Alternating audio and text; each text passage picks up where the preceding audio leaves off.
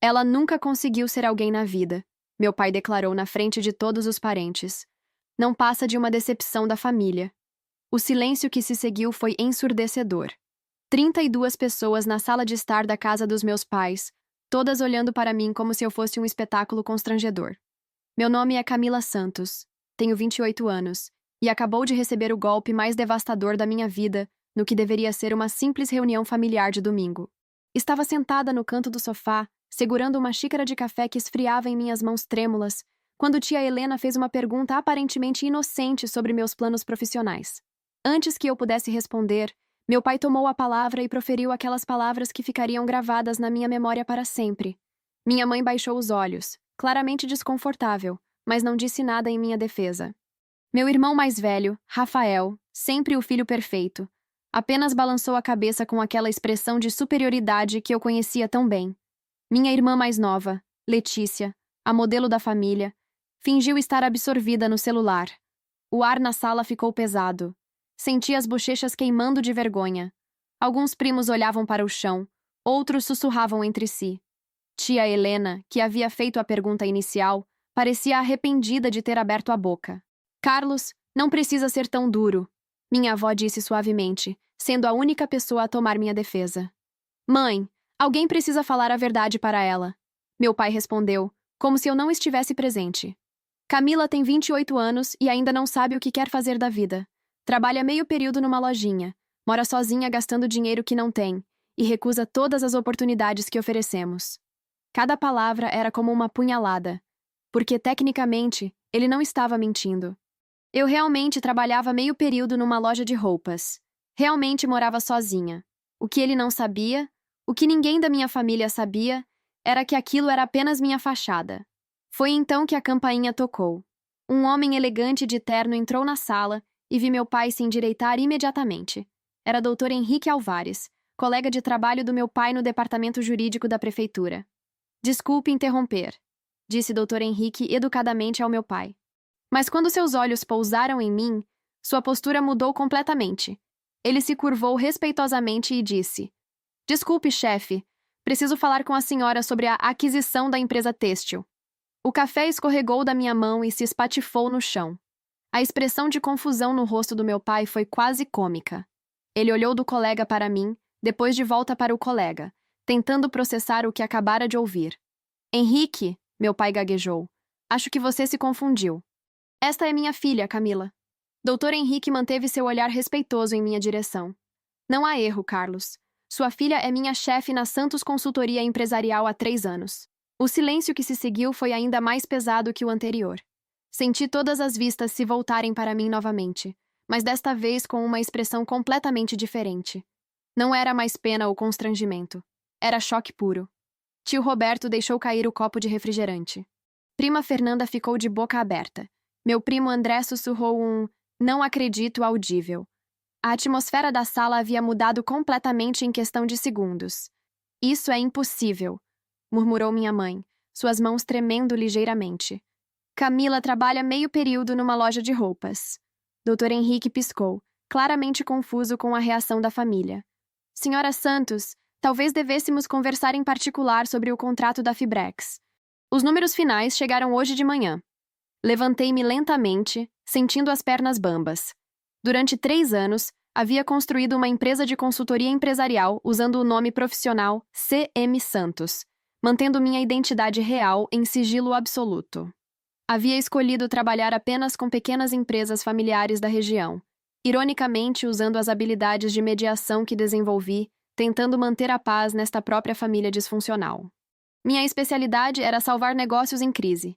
Empresas familiares à beira da falência, sociedades desfeitas por conflitos entre irmãos, estabelecimentos que não conseguiam se adaptar aos novos tempos. Eu entrava, analisava os problemas, criava soluções, implementava mudanças. Em 3 anos havia salvado 17 empresas da falência e criado mais de 200 empregos diretos. Podemos conversar na varanda, respondi, tentando manter a voz firme. Enquanto caminhava pela sala, senti os olhares queimando minhas costas. Parentes que há 5 minutos me viam como a ovelha negra da família, agora tentavam reprocessar quem eu era. Rafael franzia a testa, como se estivesse resolvendo uma equação complexa. Letícia havia largado o celular e me olhava com uma expressão que nunca havia visto antes. Minha avó, a única pessoa que sempre acreditou em mim, me lançou um olhar que misturava orgulho e preocupação. Ela sabia. De alguma forma, minha avó sempre soube que eu estava construindo algo maior. Na varanda, Dr. Henrique me entregou uma pasta com documentos. Os números finais da aquisição da Fibrex estão aqui. Conseguimos negociar um valor 15% acima do esperado, 3,2 milhões. Minha empresa havia acabado de adquirir a maior fábrica têxtil da região por 3,2 milhões de reais. A mesma empresa onde meu tio Roberto havia trabalhado durante 15 anos antes de ser demitido na última reestruturação. Excelente, respondi folheando os documentos. E os funcionários? Todos mantidos, como você solicitou. Aliás, o sindicato quer marcar uma reunião para agradecer. Eles sabem que, sem a intervenção da Santos Consultoria, a fábrica teria fechado. Fechei a pasta e olhei para a sala através da janela da varanda. Minha família ainda estava em estado de choque, sussurrando entre si, tentando entender o que havia acontecido. Doutor Henrique, disse, o senhor pode fazer um favor? Claro. Não mencione valores específicos para minha família hoje. Eles já têm informação suficiente para processar. Ele concordou com um sorriso compreensivo. Segredos familiares são sempre complicados. Quando voltei para a sala, a atmosfera havia mudado completamente. Era como se eu tivesse saído como uma pessoa e retornado como outra. Conversas sussurradas pararam abruptamente. Todos me olhavam com uma mistura de curiosidade, descrença e algo que eu não conseguia identificar imediatamente. Meu pai estava de pé no meio da sala, ainda tentando processar o que havia acontecido. Camila, ele disse, sua voz soando estranha, diferente do tom autoritário de poucos minutos atrás. Precisamos conversar. Agora não é uma boa hora, respondi, guardando os documentos na bolsa.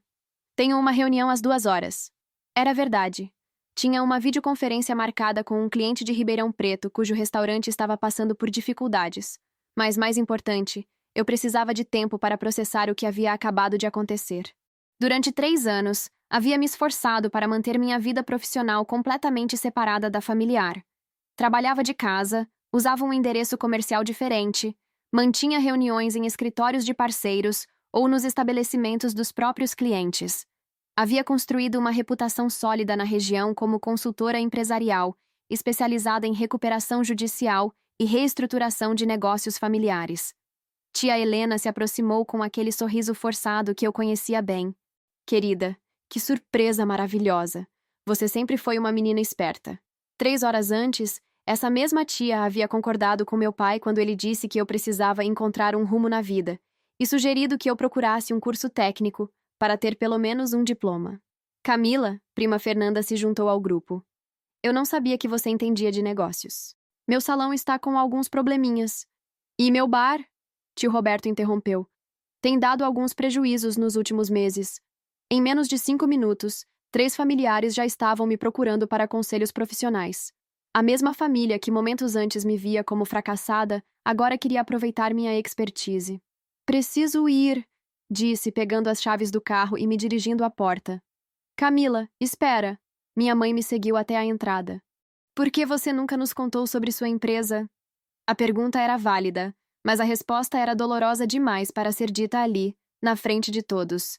Como explicar que durante anos eu tentei compartilhar meus pequenos sucessos profissionais, apenas para ser constantemente diminuída? Como dizer que toda vez que mencionava um projeto em que estava trabalhando, recebia conselhos não solicitados sobre ser mais realista ou não sonhar tão alto? Como contar que a razão pela qual construí uma empresa em segredo foi porque aprendi que minha família só valorizava conquistas que eles pudessem entender e aprovar?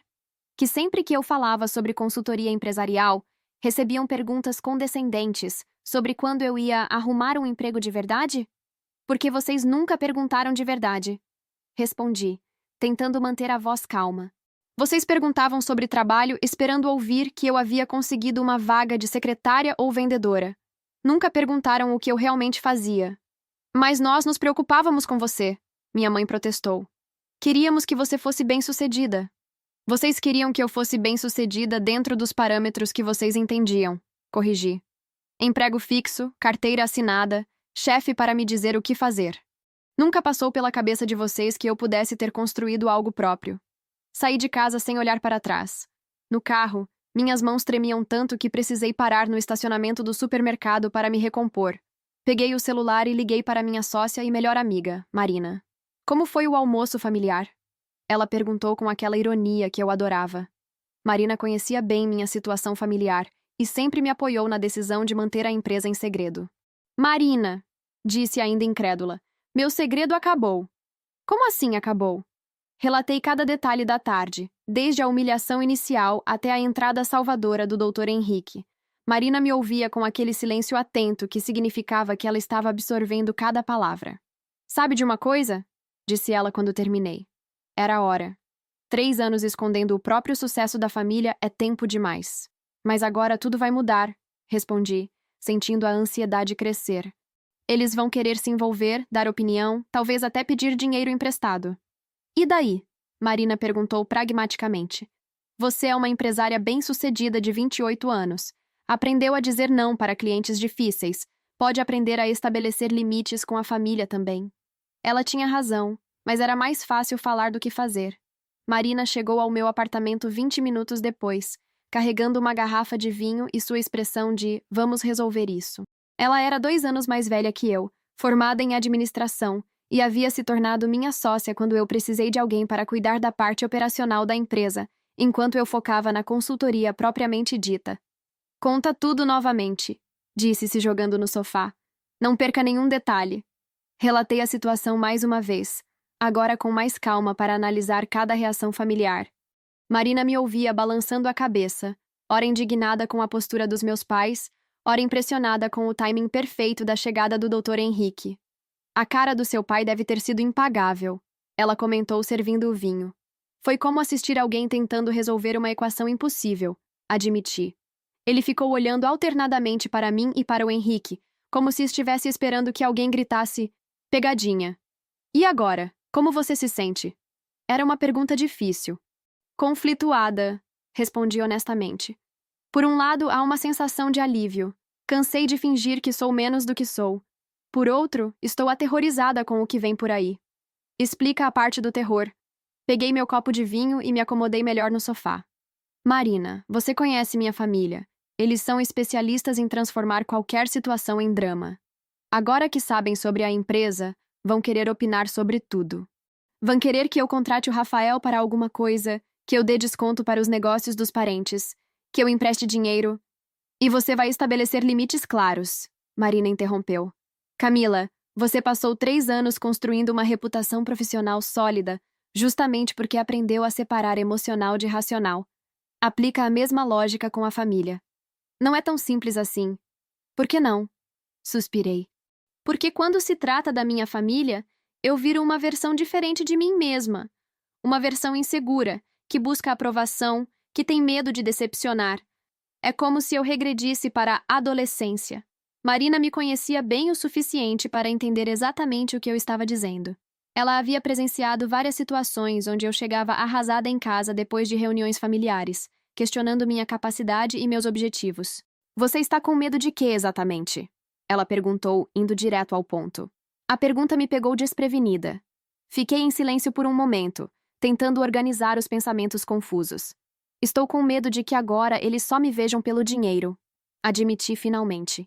Que de repente eu vire a filha útil, a que resolve os problemas financeiros da família. E também estou com medo de que descubram que não sou tão competente quanto pensam agora. Síndrome do impostor, Marina diagnosticou. Normal depois de anos sendo subestimada. E tem mais, continuei. Estou com medo de que eles tentem tomar crédito pelo meu sucesso, que digam que sempre acreditaram em mim, que sempre me apoiaram, que reescrevam a história. Marina assentiu compreensivamente. E isso invalidaria toda a sua jornada. Exatamente. Meu telefone tocou, interrompendo nossa conversa. Era minha mãe. Atende, Marina sussurrou. Melhor enfrentar isso logo. Respirei fundo e atendi. Oi, mãe. Camila, querida. A voz da minha mãe soava diferente, mais respeitosa, quase reverente. Seu pai quer saber se você pode vir jantar conosco amanhã à noite. Ele gostaria de conversar melhor sobre seus negócios. Pela primeira vez em anos, meus pais queriam me ouvir falar sobre trabalho. Não para dar conselhos ou fazer críticas, mas para genuinamente entender o que eu fazia. Que horas? Perguntei. Que horas for melhor para você, querida? Sabemos que você deve ter uma agenda corrida. Outra mudança. Normalmente, minha mãe marcava horários familiares e esperava que eu me adaptasse.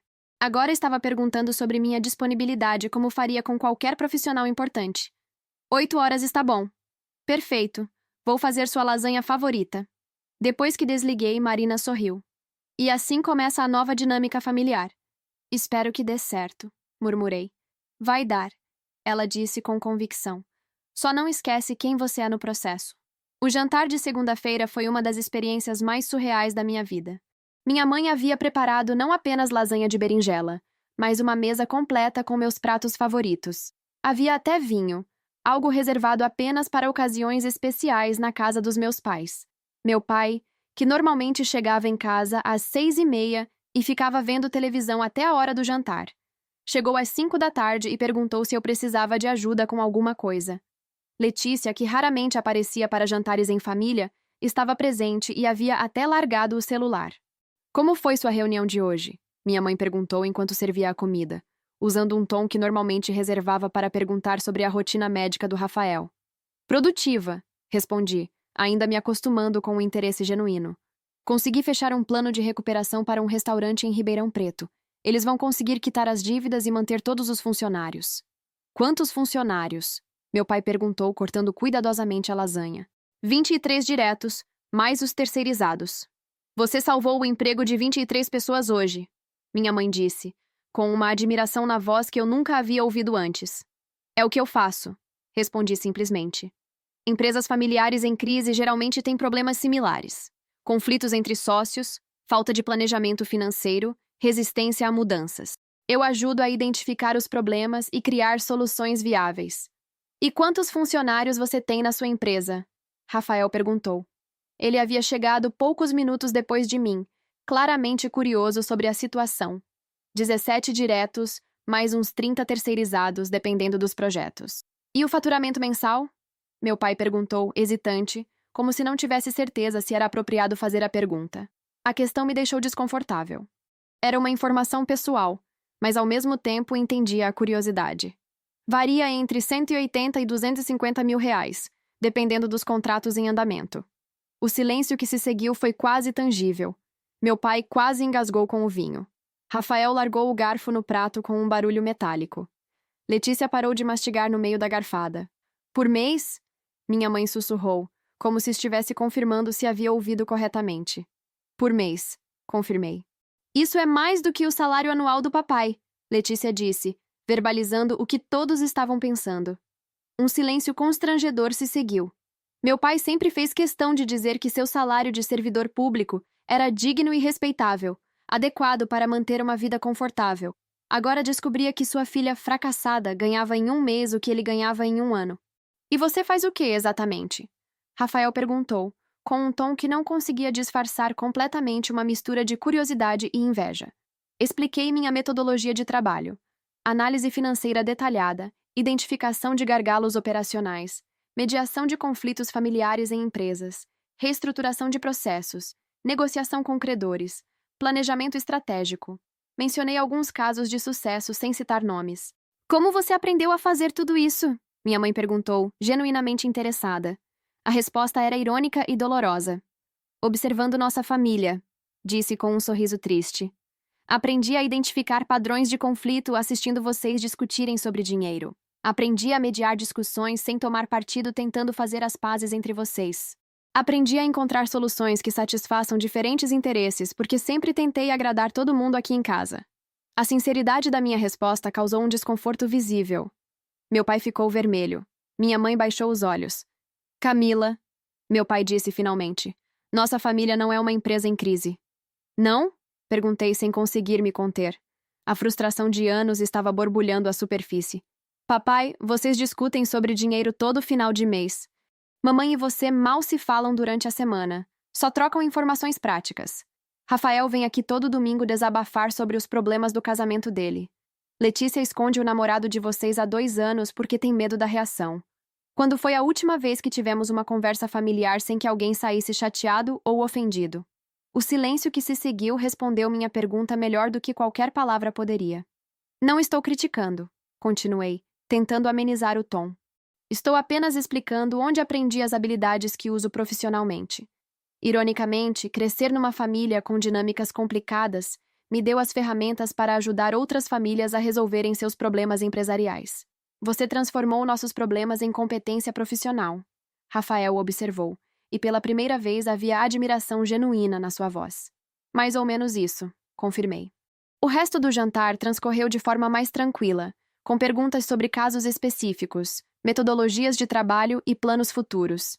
Era estranho ser ouvida pela minha família. Estranho ver interesse genuíno nos seus olhos quando eu falava sobre meu trabalho. Quando me despedi, minha mãe me abraçou de um jeito diferente.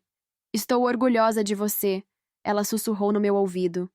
E peço desculpas por ter demorado tanto para entender quem você realmente é. Nas semanas seguintes, a dinâmica familiar mudou drasticamente. Meu telefone, que antes tocava apenas para convites educados para almoços dominicais, agora não parava de tocar com pedidos de conselhos, sugestões de negócios e perguntas sobre investimentos.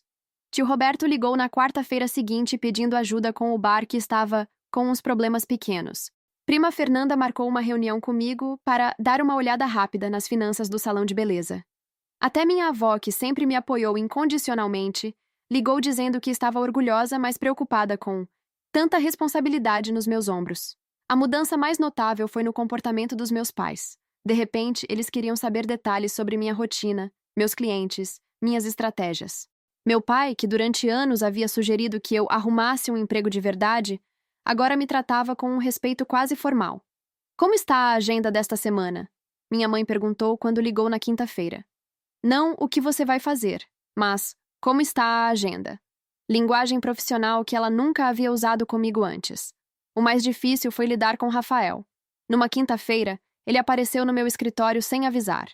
Havia descoberto o endereço perguntando para Marina, que achou que não seria problema dar a informação. Impressionante, disse olhando ao redor. A Santos Consultoria ocupava um andar inteiro de um prédio comercial no centro da cidade. Tínhamos sala de reuniões com vista para a praça, biblioteca empresarial com mais de 500 títulos, sala de descompressão com jogos e poltronas para momentos de brainstorming, e até uma pequena cozinha equipada. Obrigada, respondi, sem saber bem como agir. Era a primeira vez que Rafael visitava meu local de trabalho. Na verdade, era a primeira vez que qualquer membro da família demonstrava interesse em conhecer meu ambiente profissional. Ele caminhou pela recepção, observando os diplomas e certificações na parede, as fotos de empresas que havíamos ajudado, os prêmios que a Santos Consultoria havia recebido da associação comercial local. Quantos anos você disse que tem a empresa?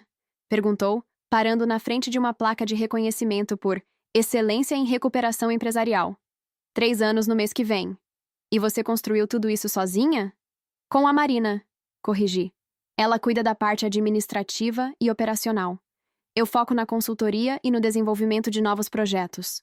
Rafael se sentou na cadeira em frente à minha mesa e percebi que havia algo diferente na sua postura.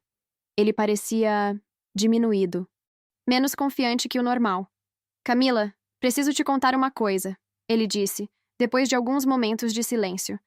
Estou com problemas financeiros. Grandes problemas. Meu estômago apertou. Durante anos, Rafael havia sido apresentado como o exemplo de sucesso da família.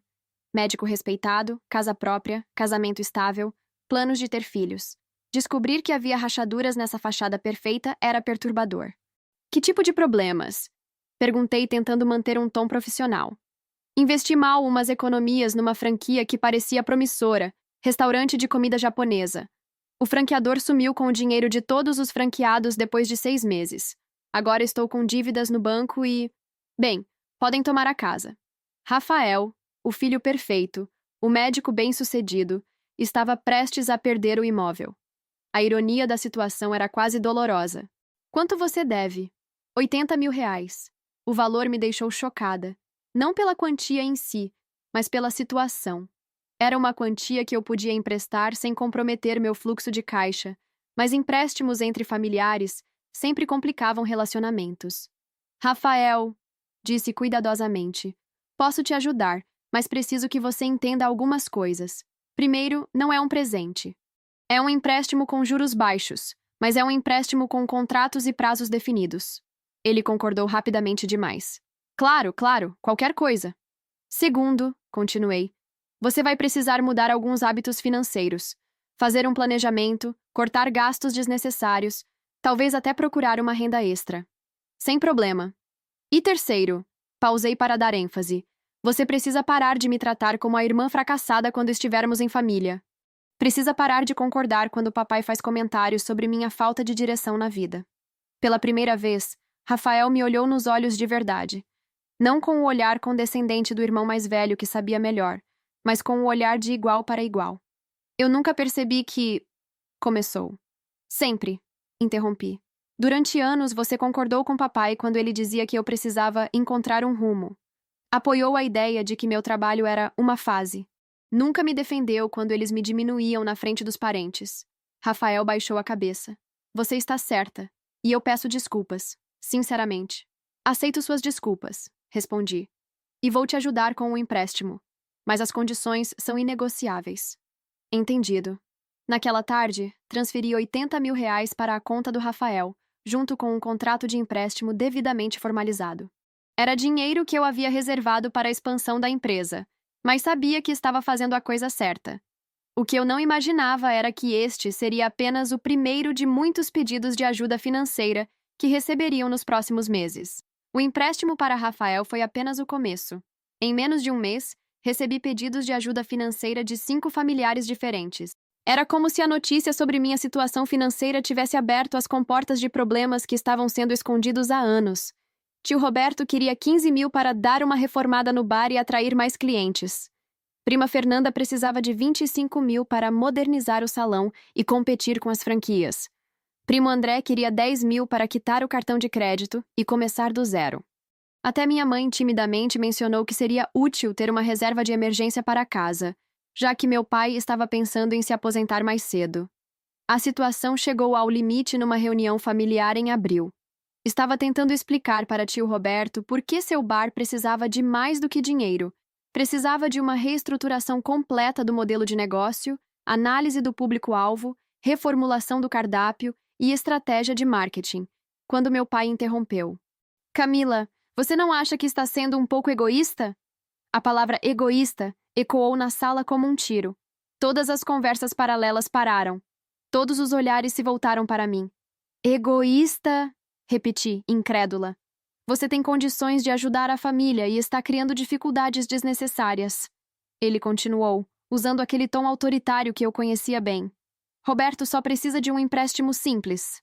Não precisa de toda essa complicação de análise e consultoria. Senti o sangue subir à cabeça. Papai, disse, tentando manter a calma. Roberto não precisa de um empréstimo. Ele precisa entender por que o bar está perdendo clientes há 2 anos. Precisa diversificar o cardápio, melhorar o atendimento, criar uma estratégia de marketing, entender que o público mudou. Dinheiro sem planejamento só adia o problema. Você sempre complicava as coisas, minha mãe murmurou, aparentemente sem perceber que havia falado em voz alta. Foi a gota d'água. Vocês querem saber por que eu escondi minha empresa de vocês durante 3 anos? Perguntei, me levantando bruscamente. Minha voz estava mais alta que o normal, e senti todas as atenções se voltarem para mim. É exatamente por causa disso. Vocês só me veem como fonte de dinheiro ou como problema a ser resolvido.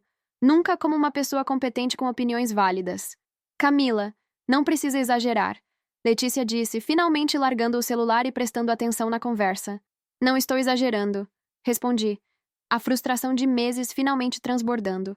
Letícia, você sabia que há 2 anos eu salvei da falência a confeitaria da Dona Maria, onde você compra seus bolos de aniversário? Vocês sabiam que a floricultura onde mamãe compra arranjos para casa estava prestes a fechar quando eu ajudei eles a renegociar as dívidas com fornecedores? O silêncio na sala era absoluto. Eu estava aqui, na nossa própria cidade, ajudando nossa comunidade, criando empregos, salvando negócios familiares que vocês frequentam. E vocês nem sabiam que eu existia profissionalmente. Para vocês, eu era a filha problemática que trabalhava meio período numa loja. Peguei minha bolsa, decidida a ir embora antes que a situação piorasse ainda mais. E agora que descobriram que eu tenho dinheiro, de repente eu sou importante. Mas continuam achando que sabem melhor do que eu como eu deveria usar meus recursos e meu conhecimento. Continuam me tratando como uma adolescente irresponsável. Me dirigi à porta, mas virei antes de sair. Só para esclarecer, não sou egoísta por recusar dar dinheiro sem critério. Sou profissional. Quando Roberto quiser uma consultoria de verdade, com diagnóstico sério e plano de ação viável, ele pode marcar uma reunião no meu escritório como qualquer outro cliente. Onde você vai? Minha mãe perguntou, parecendo genuinamente preocupada. Para casa. E não vou mais participar de reuniões familiares até vocês decidirem se querem uma filha ou um banco. Saí batendo a porta. Nos 2 meses seguintes, mantive contato mínimo com a família. Respondi a mensagens educadamente, mas declinei todos os convites para almoços e jantares. Mandava parabéns nos aniversários, mas sempre por mensagem de texto. Era educada, mas distante. Foi o período mais produtivo da minha carreira. Sem a pressão emocional constante das dinâmicas familiares, consegui focar completamente na empresa.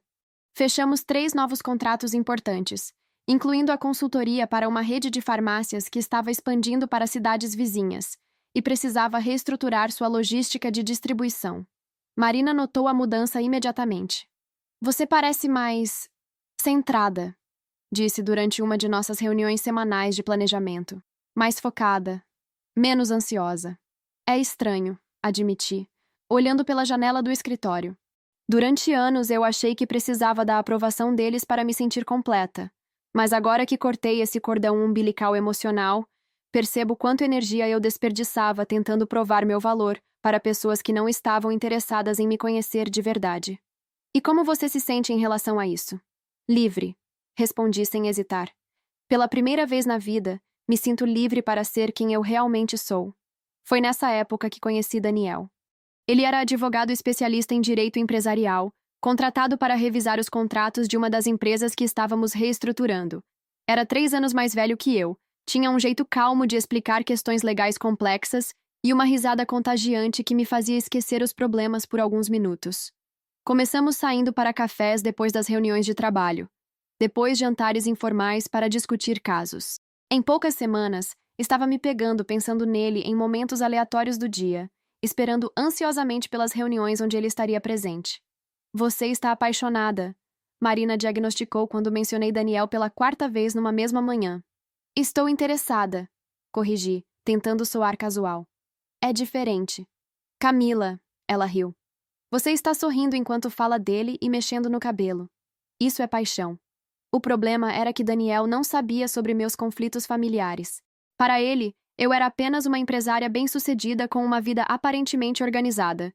Como explicar que tinha uma família que só recentemente descobriu que eu existia profissionalmente? Como contar sobre os anos de humilhação e os últimos meses de drama financeiro? A resposta veio de forma inesperada numa terça-feira de junho. Estava almoçando com Daniel num restaurante no centro da cidade, quando vi minha mãe entrando no estabelecimento acompanhada de 2 amigas. Ela me viu imediatamente e, depois de um momento de hesitação, veio em nossa direção. Camila, que coincidência maravilhosa, disse com aquele sorriso nervoso que eu conhecia bem, claramente constrangida por ter que se aproximar. Mãe, este é Daniel. Apresentei, tentando disfarçar o desconforto que estava sentindo. Daniel, minha mãe, Sônia. Muito prazer, senhora Santos. Daniel se levantou educadamente, estendendo a mão. Igualmente, minha mãe respondeu, mas seus olhos examinavam Daniel com a intensidade de um scanner de segurança. Camila, há quanto tempo vocês se conhecem? A pergunta era invasiva, mas típica da minha mãe. Ela sempre foi direta demais em situações sociais. Algumas semanas, respondi vagamente, esperando que ela captasse a deixa de que eu não queria prolongar a conversa. Que bom, querida. Fazia tempo que você não trazia alguém para conhecermos. A implicação era óbvia. Minha mãe estava assumindo que Daniel era meu namorado e já estava avaliando suas perspectivas como potencial genro. Daniel, educadamente, sorriu sem entender completamente a dinâmica. Daniel é advogado, expliquei, tentando direcionar a conversa para território mais seguro. Trabalha com direito empresarial. Ah, que interessante, minha mãe disse, e eu podia praticamente ver as engrenagens girando na sua cabeça. Advogado era uma profissão respeitável. Combinava bem com uma filha empresária. Vocês devem ter muito em comum. Depois que ela foi embora, Daniel me olhou curioso. Sua mãe parece intensa. Você não faz ideia, murmurei, mexendo nervosamente na comida. Tudo bem? Ele perguntou, notando minha mudança de humor. Você ficou tensa depois que ela apareceu. Relacionamentos familiares complicados. Respondi vagamente. Nada demais. Mas Daniel era observador demais para deixar passar. Quer conversar sobre isso? Era uma pergunta simples, mas carregara um peso enorme. Contar sobre minha família significava admitir vulnerabilidades, mostrar feridas, revelar uma parte de mim que eu havia aprendido a esconder. Mas olhando para Daniel, vendo a preocupação genuína nos seus olhos, senti que talvez fosse hora de começar a confiar em alguém. É uma longa história, disse finalmente. Tenho tempo, ele respondeu sorrindo. Aquela noite, minha mãe ligou 3 vezes. Ignorei as 2 primeiras, mas atendi a terceira porque sabia que ela continuaria ligando até conseguir falar comigo.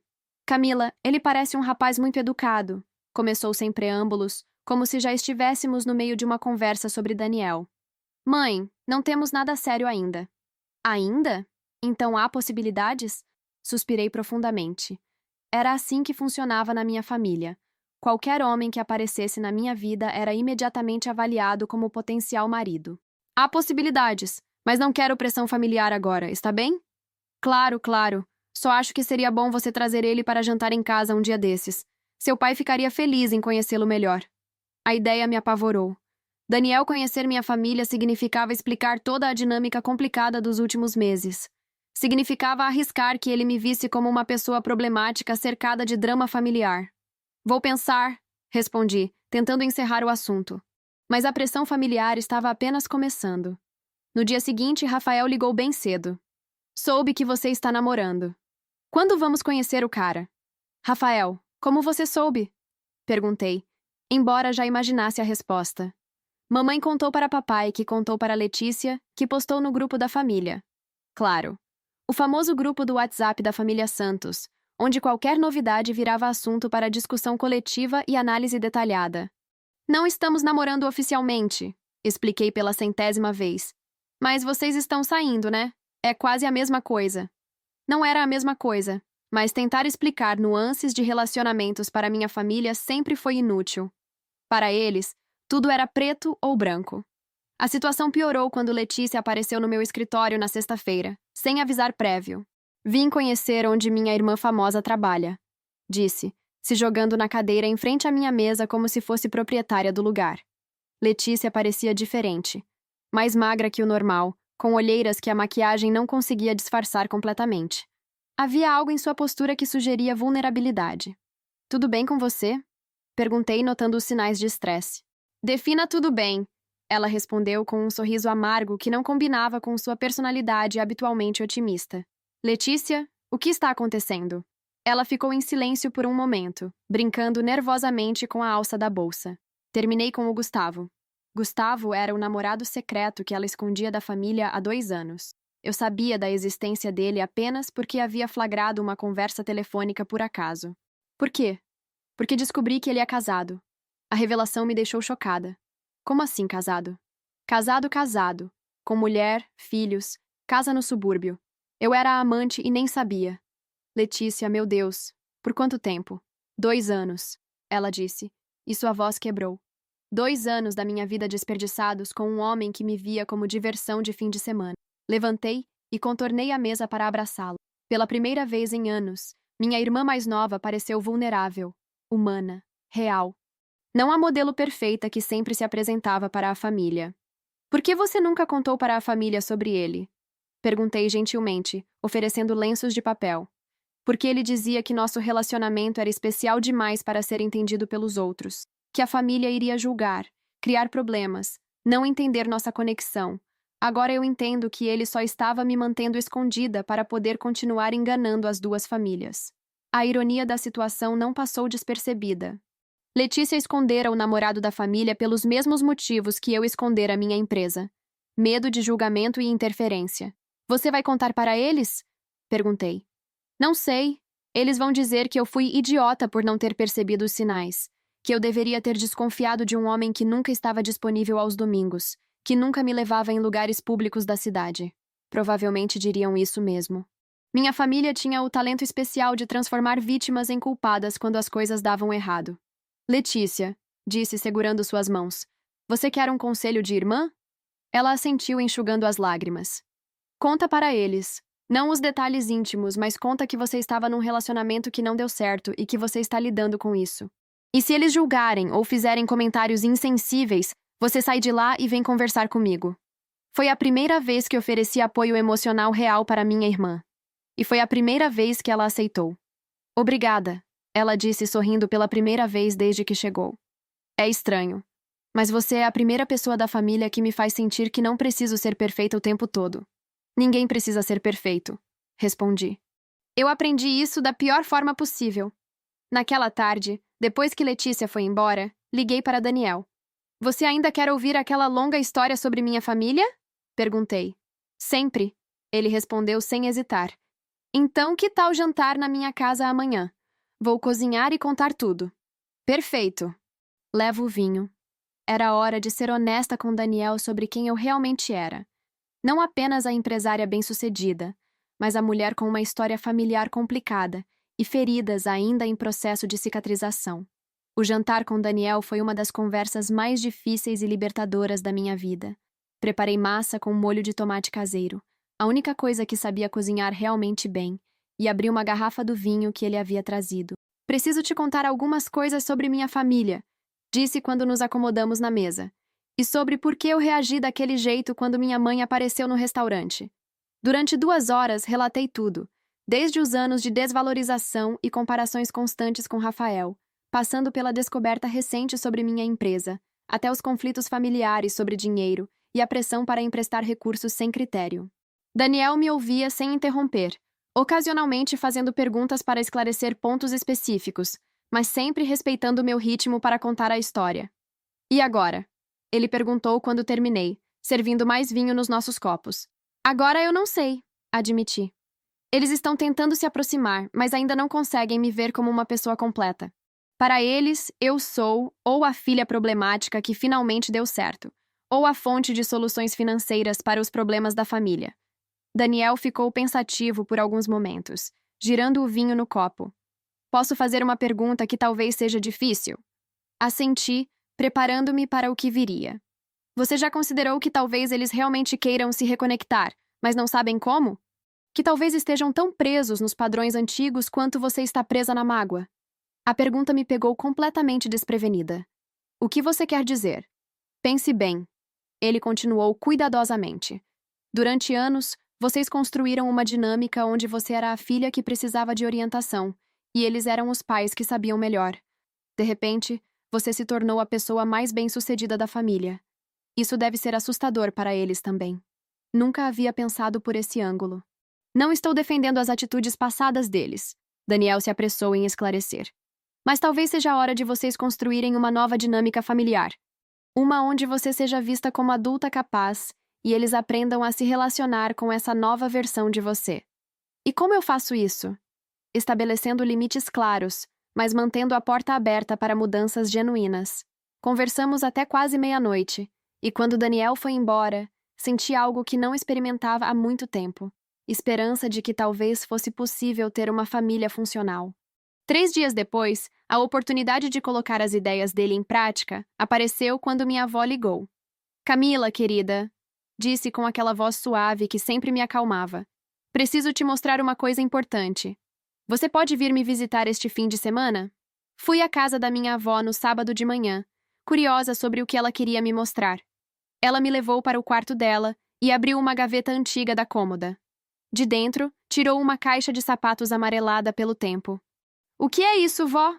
A história da nossa família que ninguém conta, ela disse misteriosamente. Dentro da caixa havia fotografias antigas, documentos amarelados e várias cartas escritas à mão. Minha avó pegou uma das fotos, uma mulher jovem em frente a uma pequena loja com uma placa que dizia Helena Santos, tecidos e aviamentos. Esta é sua bisavó, Helena, minha mãe. Olhei a foto com mais atenção.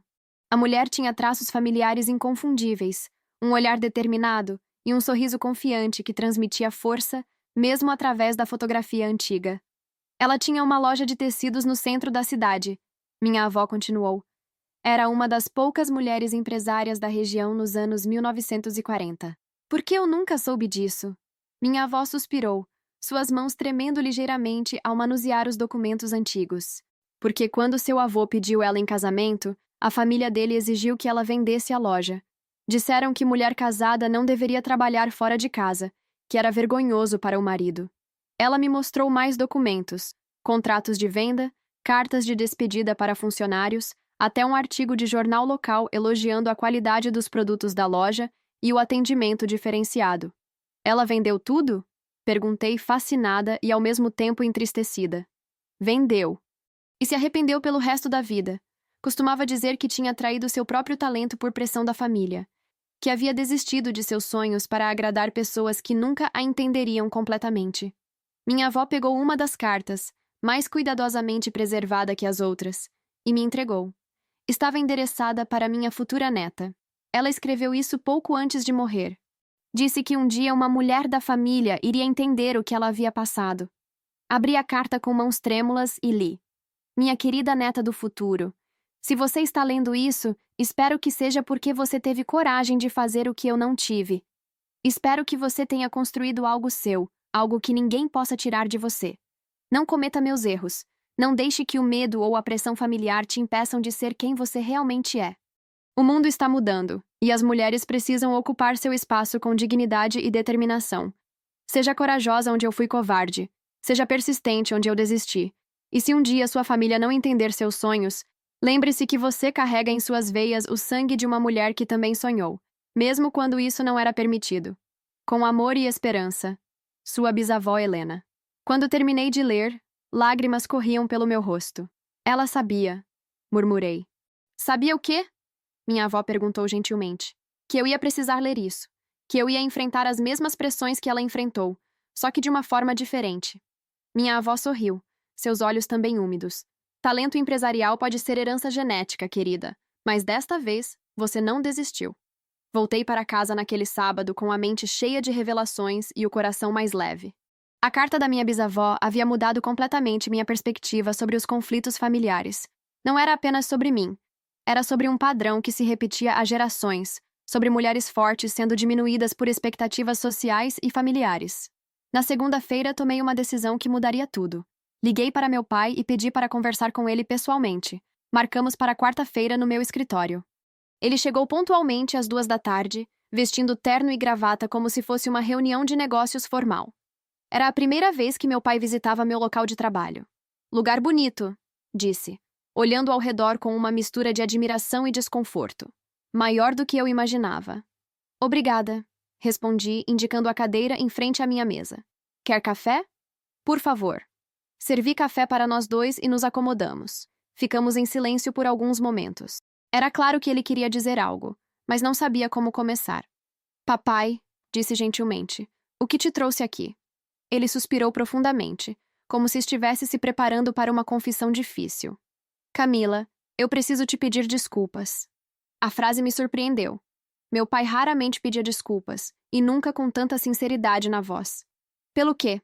Perguntei, embora já soubesse a resposta. Por não ter te visto. Durante anos você tentou nos mostrar quem você era, e eu estava tão preso na ideia do que eu achava que você deveria ser, que não conseguia enxergar quem você realmente é. Senti um nó na garganta. Por que agora? Porque sua mãe me fez perceber algumas coisas, ele disse, tirando um papel dobrado do bolso. E por que li isso aqui? Era uma cópia do artigo que saiu no jornal local sobre a aquisição da Fibrex pela minha empresa, com o título Jovem empresária local salva 200 empregos com aquisição estratégica. Li isso 5 vezes, disse, sua voz embargada. E cada vez que lia, me sentia mais orgulhoso e mais envergonhado ao mesmo tempo. Envergonhado?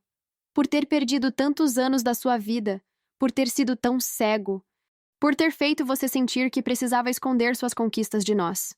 O pedido de desculpas que eu havia esperado por anos finalmente estava acontecendo, mas agora que estava ali, não sabia bem como reagir. Papai, disse cuidadosamente, eu aprecio suas palavras, mas preciso que você entenda que não vai ser fácil reconstruir nossa relação. Foram muitos anos de mágoa acumulada. Eu sei. Ele assentiu, olhando diretamente nos meus olhos. E não estou esperando que você me perdoe de uma hora para outra. Só quero uma chance de conhecer minha filha de verdade. Tudo bem, respondi depois de pensar por um momento. Mas com algumas condições. Ele se endireitou na cadeira, claramente preparado para negociar. Primeira, comecei. Você para de dar conselhos não solicitados sobre minha vida pessoal e profissional. Se eu quiser sua opinião, vou pedir. Concordo. Segunda, você para de me comparar com Rafael e Letícia. Somos pessoas diferentes, com caminhos diferentes, e isso é bom. Concordo. Terceira, se alguém da família precisar de dinheiro emprestado, a pessoa me procura diretamente, sem drama familiar. Mas aceita que eu posso dizer não, e aceita minhas condições se eu disser sim. Ele hesitou nesta. É justo, disse finalmente. E quarta, continuei. Você me trata como adulta. Não como a filha problemática que você precisa consertar, mas como uma mulher de 28 anos que sabe tomar suas próprias decisões. Feito. Ele estendeu a mão para mim. Podemos começar de novo? Apertei sua mão. Podemos tentar. Conversamos por mais uma hora, e pela primeira vez em anos, foi uma conversa de igual para igual. Meu pai fez perguntas genuínas sobre meu trabalho, demonstrou interesse real pelos meus projetos futuros, e até admitiu que estava impressionado com o que eu havia construído. Quando ele estava saindo, parou na porta e se virou. Camila, disse, só quero que você saiba que estou realmente orgulhoso de você, do que você construiu, de quem você se tornou.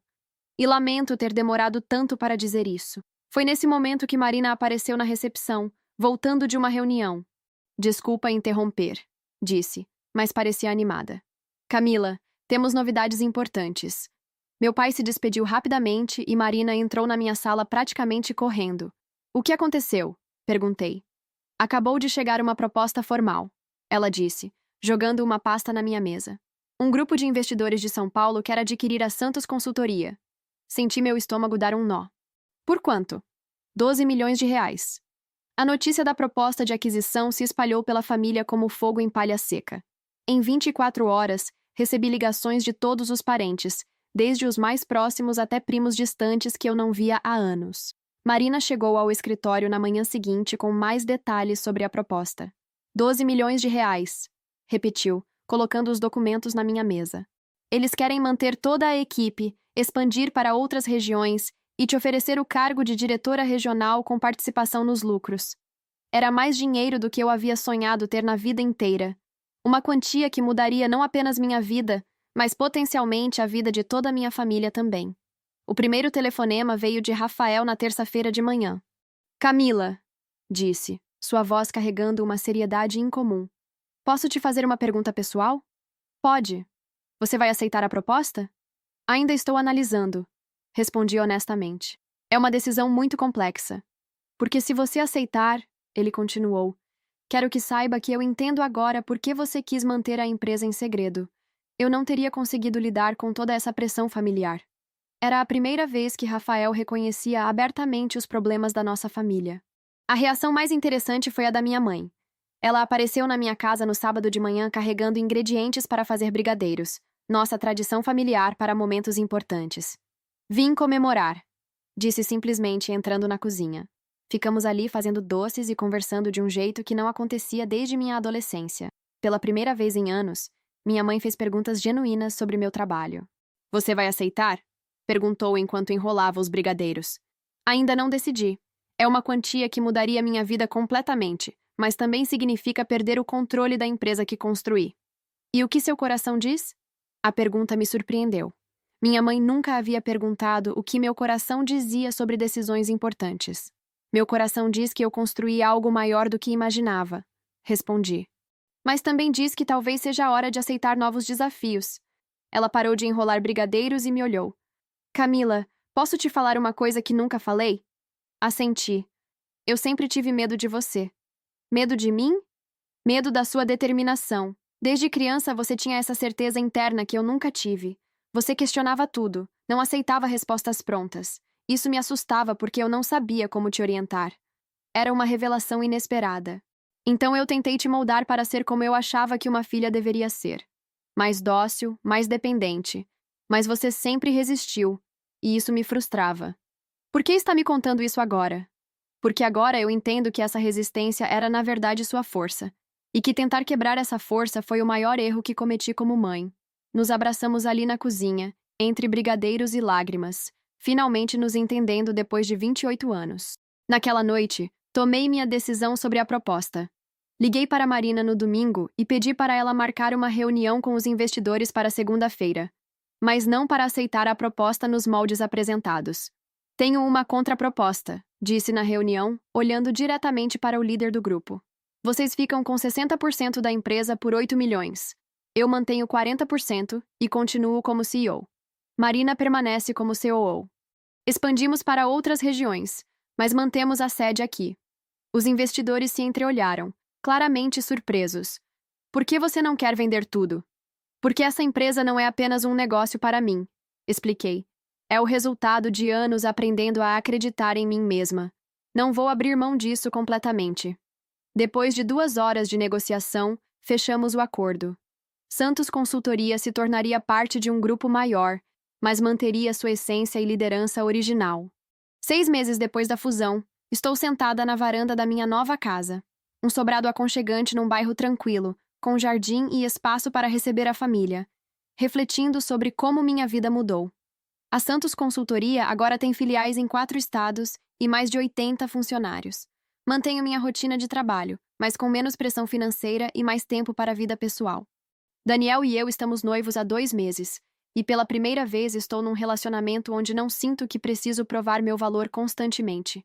Minha relação com a família ainda está em construção, mas progredindo. Meu pai realmente mudou. Agora me procura para conselhos sobre investimentos e até me indicou como consultora para alguns colegas de trabalho. Minha mãe e eu almoçamos juntas toda sexta-feira, e essas conversas se tornaram um dos pontos altos da minha semana. Rafael quitou o empréstimo 2 meses antes do prazo e está fazendo um curso de educação financeira. Letícia começou terapia e está namorando um cara que a família toda conhece e aprova, inclusive ela mesma. O mais surpreendente foi descobrir que minha história inspirou outras mulheres da família. Prima Fernanda decidiu expandir o salão de beleza e me procurou para consultoria profissional, pagando pelos serviços como qualquer cliente. Tia Helena voltou a estudar aos 55 anos. Até minha avó começou a contar mais histórias sobre as mulheres fortes da nossa linhagem. Hoje é domingo, e pela primeira vez em anos, estou animada para o almoço familiar. Não porque espero aprovação ou temo julgamentos, mas porque finalmente encontrei meu lugar nesta família complicada. Aprendi que não precisamos escolher entre ser quem somos e manter vínculos familiares. Podemos estabelecer limites saudáveis, exigir respeito e ainda assim escolher o amor. Podemos ser filhas, irmãs, netas e também empresárias, líderes, mulheres independentes. A empresa que construí em segredo se tornou a ponte para uma nova versão de mim mesma. Uma versão que não se esconde, não se diminui, mas também não endurece o coração por mágoa. Às vezes olho para a foto da minha bisavó Helena na parede do escritório e sinto que cumpri a promessa da carta dela.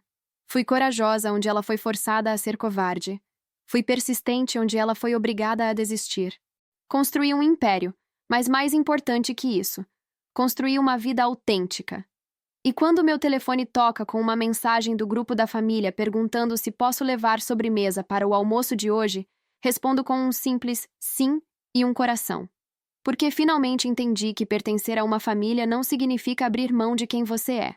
Significa encontrar uma maneira de ser completamente você mesmo dentro do amor imperfeito, mas real, que os conecta. Na semana passada, uma jovem de 24 anos me procurou no escritório. Ela havia acabado de se formar em administração e queria conselhos sobre como começar seu próprio negócio.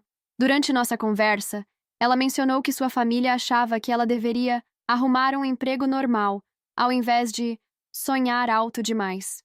Minha mãe diz que empreendedorismo é coisa para homem. Ela confessou, com lágrimas nos olhos, que eu deveria pensar em casar e ter filhos, não em construir uma empresa. Olhei para ela e vi minha própria história refletida em seus medos e inseguranças. Quer saber de uma coisa? Disse, pegando a foto da minha bisavó Helena na mesa. Minha bisavó também ouviu isso. Eu também ouvi isso. E você sabe o que eu aprendi? Ela balançou a cabeça interessada. Que a opinião dos outros sobre nossos sonhos diz mais sobre as limitações deles do que sobre nossa capacidade. Você não precisa da permissão de ninguém para construir a vida que quer. Passei 2 horas conversando com ela, compartilhando estratégias práticas, mas principalmente ajudando-a a acreditar que era possível. Quando ela saiu do escritório, seus olhos brilhavam com determinação. Uma semana depois, ela me ligou para contar que havia decidido começar sua empresa de consultoria em marketing digital, especializada em pequenos negócios. Conversei com minha família, disse, animada. Não foi fácil, mas estabeleci limites claros. Ou eles me apoiam, ou pelo menos respeitam minha decisão. Foi nesse momento que percebi que minha jornada havia ganhado um propósito maior. Não era apenas sobre meu sucesso pessoal, mas sobre abrir caminhos para outras mulheres que enfrentavam os mesmos desafios que eu havia enfrentado. Hoje, enquanto me preparo para mais um almoço de domingo na casa dos meus pais, sinto uma gratidão profunda por toda a jornada. Pelas dificuldades que me fortaleceram, pelos momentos de solidão que me ensinaram a valorizar conexões verdadeiras, pelas mágoas que se transformaram em sabedoria. Daniel está na cozinha preparando uma sobremesa que prometeu levar. Meu pai ligou ontem para perguntar se podíamos conversar sobre um projeto de aposentadoria. Não porque precisa do meu dinheiro, mas porque valoriza minha opinião. Minha mãe mandou uma mensagem dizendo que está ansiosa para me mostrar o álbum de fotos antigas que organizou com a ajuda da vovó. A Santos Consultoria continua crescendo, agora sob nova gestão expandida, mas mantendo os valores que sempre defendi. Na semana que vem, vou inaugurar um programa de mentoria para jovens empreendedoras, financiado com parte dos lucros da venda. Quando chego na casa dos meus pais, sou recebida com abraços genuínos. Rafael me cumprimenta com o respeito de igual para igual. Letícia quer me apresentar o namorado novo, que parece nervoso, mas sincero. Minha avó me puxa para um canto para contar mais uma história sobre as mulheres da nossa família que nunca desistiram dos seus sonhos. Durante o almoço, meu pai faz uma pergunta sobre estratégias de investimento. Minha mãe pede minha opinião sobre um projeto social da igreja.